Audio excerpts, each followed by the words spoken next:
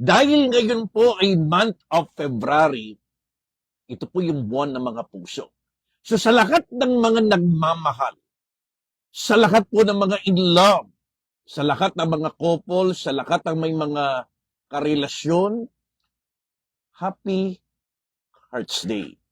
At dahil ngayon po ay buwan ng mga puso, isang buwan po nating tatalakayin at pag-aaralan ang mga mensahe patungkol sa pag-ibig o patungkol sa pagmamahal.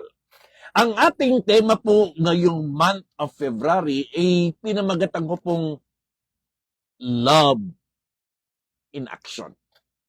Pakisulat niyo po lahat yan sa ating comment section, Love in Action. Napakadaling salitain at sabihin ang salitang pagmamahal, pag-ibig o I love you. Subalit ang tunay na pag-ibig ay hindi lamang sa pamamagitan ng salita, kundi sa pamamagitan ng gawa. Tandaan po natin, the word love is not a noun. It is an action word. So again, sa lahat po ng mga kasama natin ngayon sa ating FB Live, sa lahat ng ating mga ka-covenant partners, prayer partners, sa lahat po ng mga star senders po natin, Happy Hearts Day. Bagamat tayong lahat ng mga Kristiyano ay naniniwala na araw-araw ay araw ng pag-ibig, subalit ngayong linggong ito o ngayong buwang ito, bibigyan natin ng espesyal na pag-aaral ang patungkol sa pag-ibig yan. Kasabay po ng pagse-celebrate ng maraming tao doon sa tinatawag po nating month of love. Ano po ba ang sinasabi ng Biblia patungkol sa pag-ibig ng Diyos? 1 John 4:7 and 8, My beloved brethren, let us love one another. For love comes from God, and everyone who loves has been born of God and knows God. Whoever does not love does not know God, because God is love. Napakagandang talata patungkol sa pag-ibig ng Diyos. Mga minamahal, mag-ibigan tayo sapagkat mula sa Diyos ang pag-ibig. Ang bawat umiibig ay anak ng Diyos. Take note. Ang bawat umiibig ay anak ng Diyos at kumikilala sa Diyos. Ang hindi umiibig ay hindi kumikilala sa Diyos sapagkat ang Diyos ay pag-ibig. Diyos po ang magpapala ng kanyang buhay at makapangyarihang salita. So sa lahat po ng ating mga manonood, Team JTC Makati, Montalban, Pampanga, Cavite, sa lahat ng ating mga kababayan, Luzon, Visayas at Mindanao, at maging ang mga nasa ibang bansa, tandaan po natin, do not be content of just being blessed. Always be a channel of blessing. Ang kalooban ng Diyos ay hindi lamang para tayo'y pagpalain ng ating Panginoon. Ang kanyang layunin ay maging daluyan tayo ng pagpapala. Kaya kung nais po natin talagang tayo'y pagpalain, simple lang po gagawin natin ngayon. Please like, para lumawak po ng lumawak yung ating engagement. Comment. Ideklara po natin sa ating mga comment section, I am blessed to be a blessing. Follow. Sundan po natin patuloy ang gawa ito, and the most important part is to share. Because sharing is caring. Hindi man tayo literal at physical na nakapupunta sa ating mga mahal sa buhay, kaibigan, katrabaho at kapamilya upang mangaral ang salita ng Diyos, kapag ito po'y ating binabahagi, we are fulfilling the Great Commission mandate to preach the word to every creatures and making disciples of every nation. Huwag po nating palampasin ang pagkakataong ito na tayong lahat ay makatupad sa dakilang utos ng Diyos na maipangaral po natin ang salita ng Diyos sa lahat ng tao. Kaya ang ating battle cry, preaching the word to reach the world for Jesus. Again, kapatid, like, comment, follow, and share. And the more you share, the more God will bless you. Maraming salamat po. Ang sabi po ni Rick Warren, the best use of life is to love. And the best expression of love is time. And the best time to love is now. Ang ibig sabihin, ang pinakamainam na paggamit ng ating buhay, hindi magpayaman, hindi magpakatalino, hindi magpakasikat, hindi pagiging makapangyarihan. The best use of life is to love. Dahil tayong mga anak ng Diyos. At tayong lahat ay kumikilala sa Diyos. At dahil ang Diyos ay pag-ibig, our assignment and mandate is to love. We are God's agent of love. And the best expression of love, paano natin ipapakita, i-express ang pagmamahal na yan? By giving time. Kung talagang mahal mo ang isang tao, may oras ka. And the best time to love, hindi mamaya, hindi bukas, hindi next week, hindi next month, hindi next year. The best time to love is now. Again, the best use of life, to love. The best expression of love, time. And the best time to love is now. So ngayong umagang ito, talakayin po natin yung part 1 ng ating love in action. Ito po yung pinamagatan kong patient love.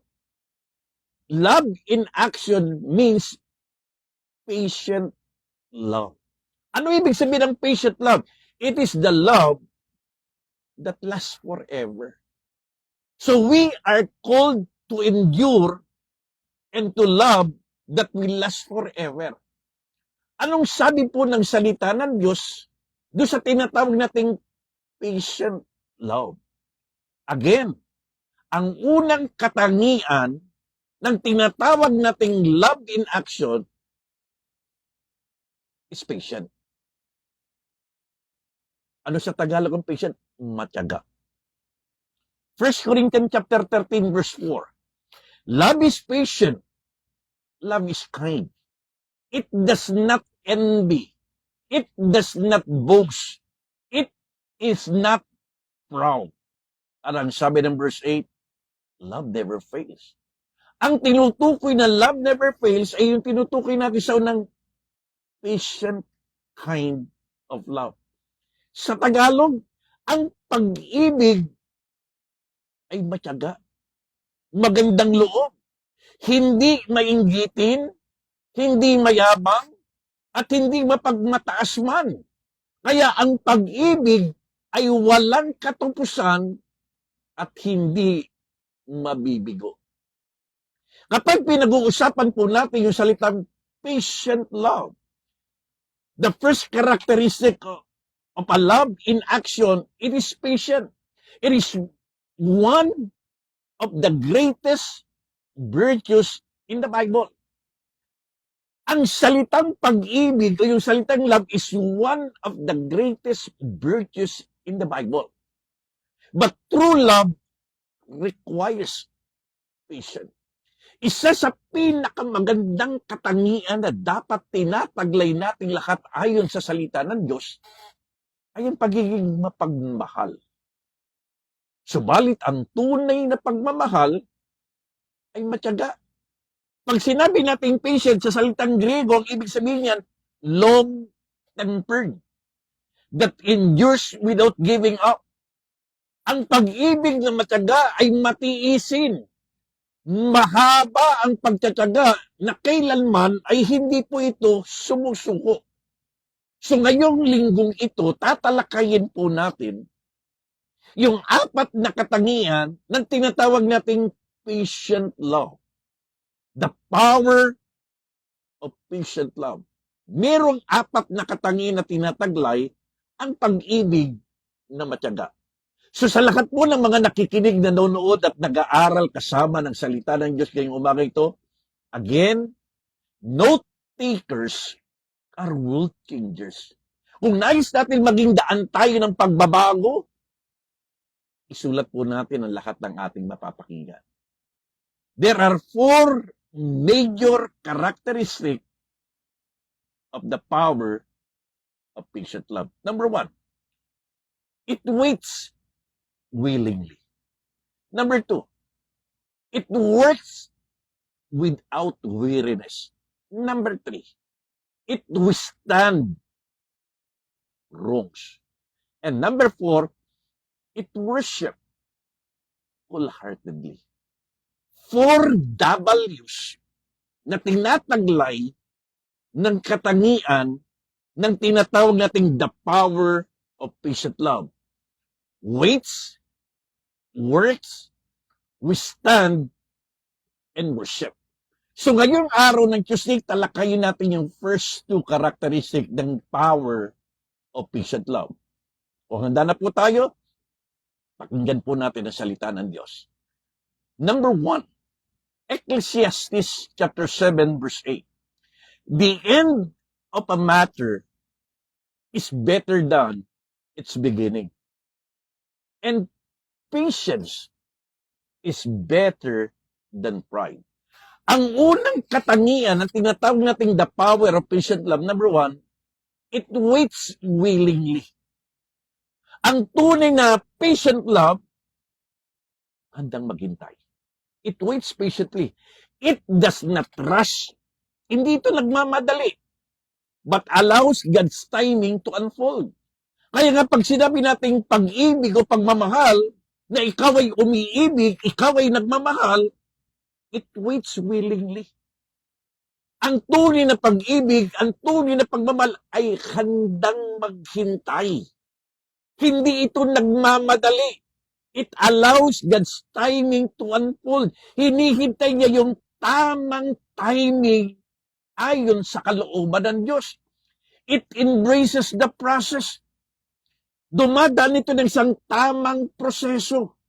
Katulad ng mga magsasaka that waits patiently for the harvest.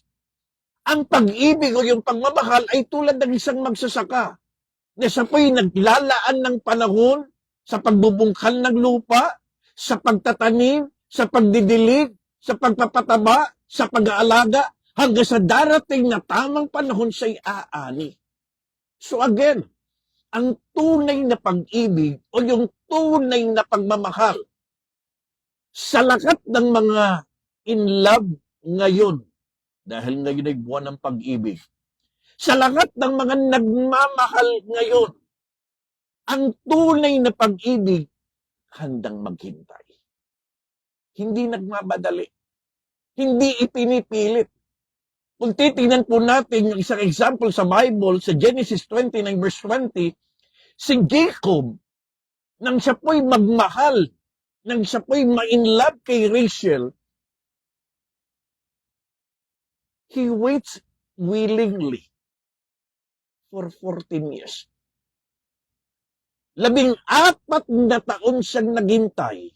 At habang siya'y naghihintay, siya po'y nagtatrabaho.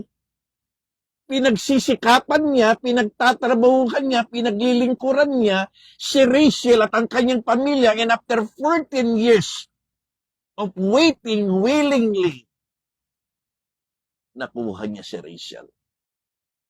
So sa lahat ng mga in love, sa lahat ng mga nagmamahal, ang tunay na pagmamahal, ang tunay na nai-in-love, they waits willingly. Handa kang maghintay. Hindi mo pipilitin. Ang isang prutas na pinipilit nating mahinog nang wala sa kapanahunan, pag kinain mo mapakla. Tulad ng mga estudyante natin, mga nag-aaral, ang inyong purpose sa buhay ay magtapos ng pag-aaral. Hintayin mo munang makapagtapos ka ng pag-aaral bago ka ma-in love. Sa lahat ng mga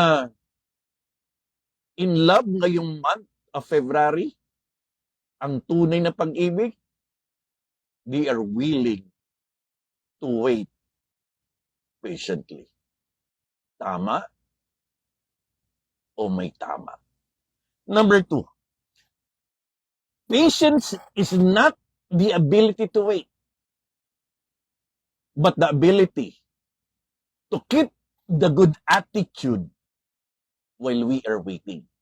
Again, ang pag-ibig na matyaga ay hindi lamang yung handa siyang maghintay, kundi habang naghihintay, siya'y matapat na sumusunod at naglilingkod sa Diyos. Hindi ito yung tipo ng tao habang naghihintay, nagre-reklamo. Hindi ito yung tipo na habang naghihintay, nagbubukbuk, nagagalit, naninisi. Ang tunay na paghihintay habang naghihintay ay masaya at matapat na nagmamahal at naglilingkod pa rin sa Diyos kahit siya po ay naghihintay. Amen? Number 2, anong sabi ng Galatians chapter 6 verse 9?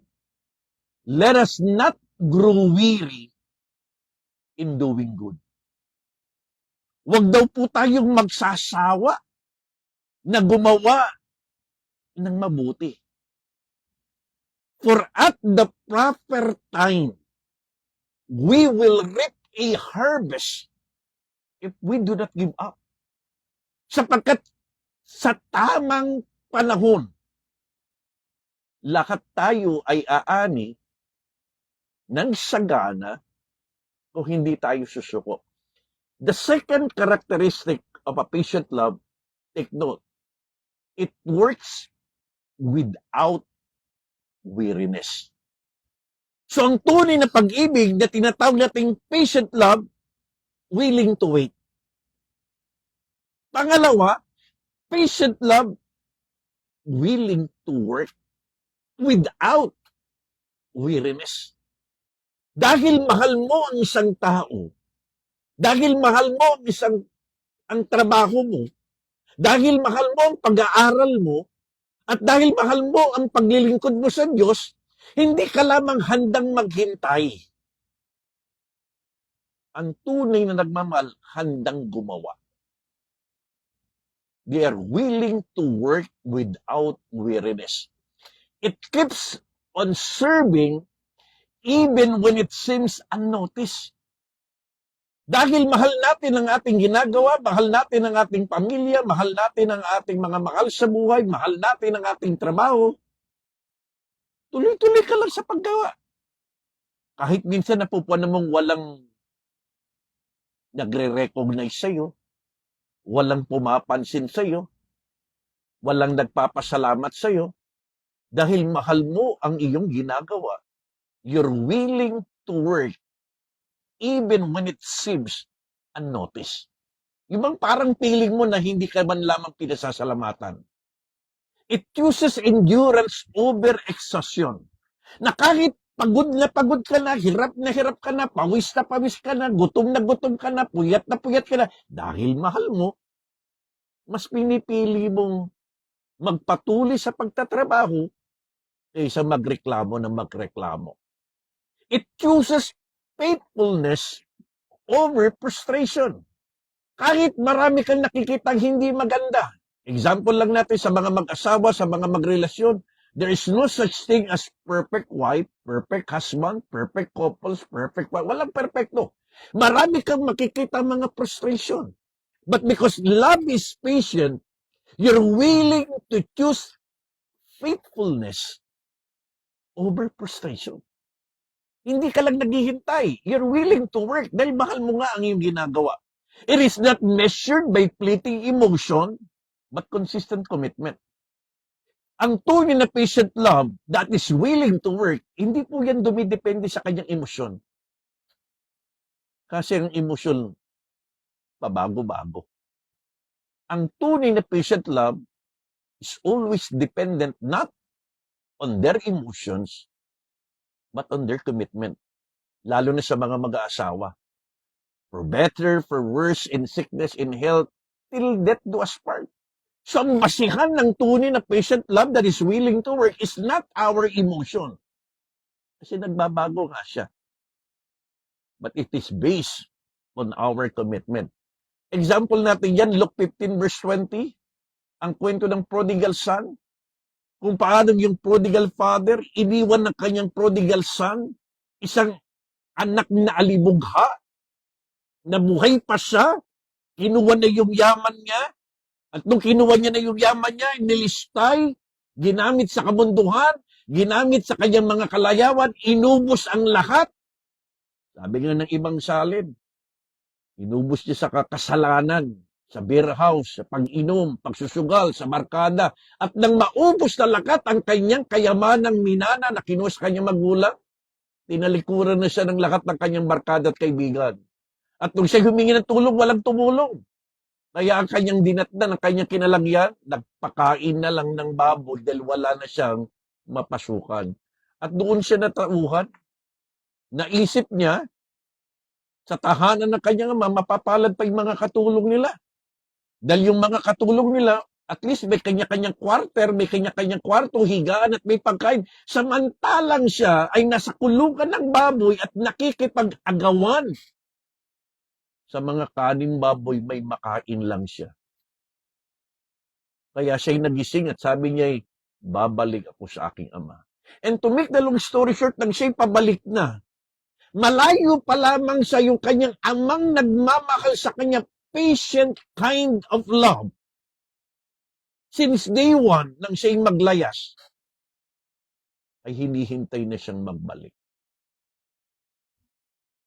So tandaan po natin, the patient kind of love, point number 1 po natin, willing to work. Huwag kang magmadali. Huwag mong ipilit, hindi dapat ipilit. Huwag mong gawin yung mga bagay na hindi pa dapat gawin. Kasi lakat ng pinipilit, lakat ng hindi tama sa kapanahunan, umapalpak.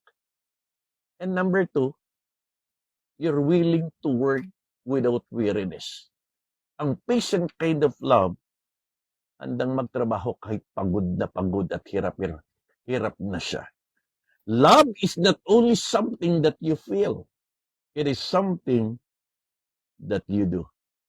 So in closing, tandaan po natin, the power of patient love, verse 2, they waits willingly. Kapatid, kaibigan,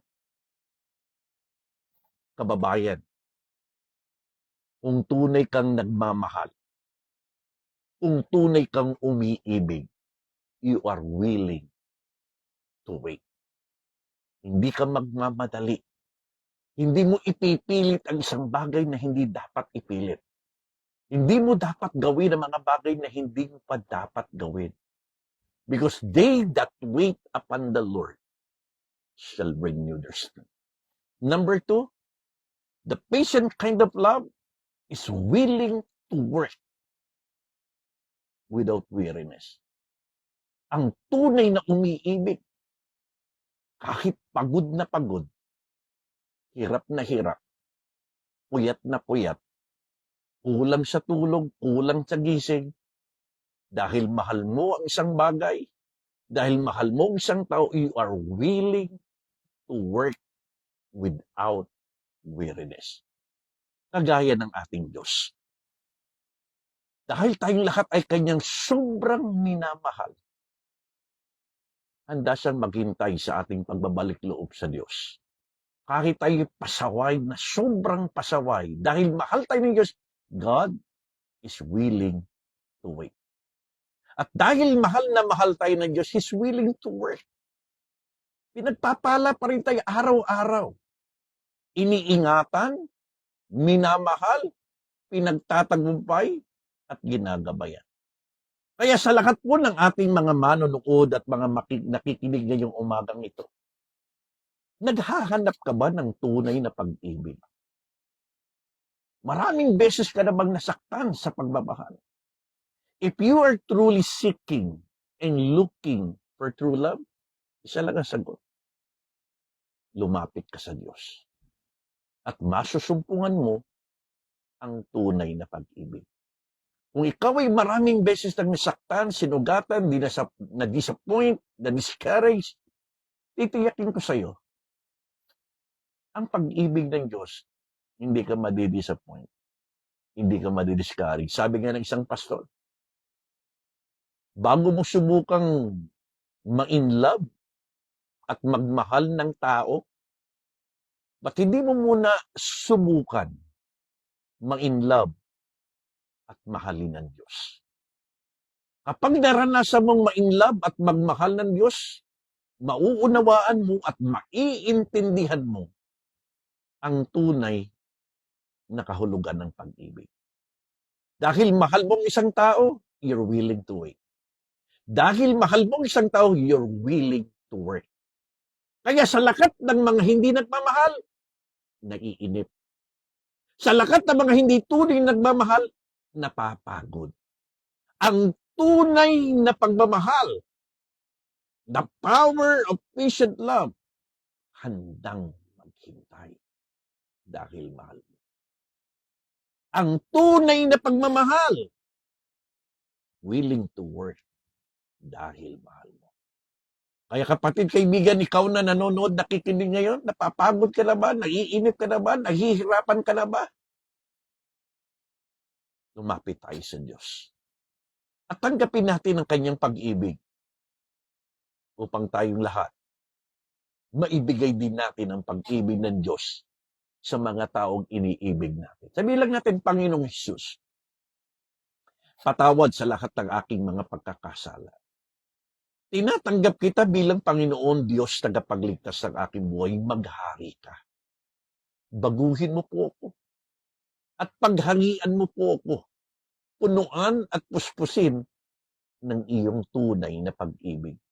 Kung paanong inibig mo ko na handa kang maghintay, kung paanong inibig mo ko na handa kang gumawa, simula sa araw na ito, sa lakat ng mga taong aking iniibig at aking minamahal, tulungan mo rin akong matutong maghintay.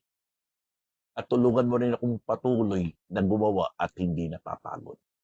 Salamat po sa kaligtasan, sa pagpapatawad, at sa pagmamahal. Sa pangalan ni Jesus. Amen. Amen.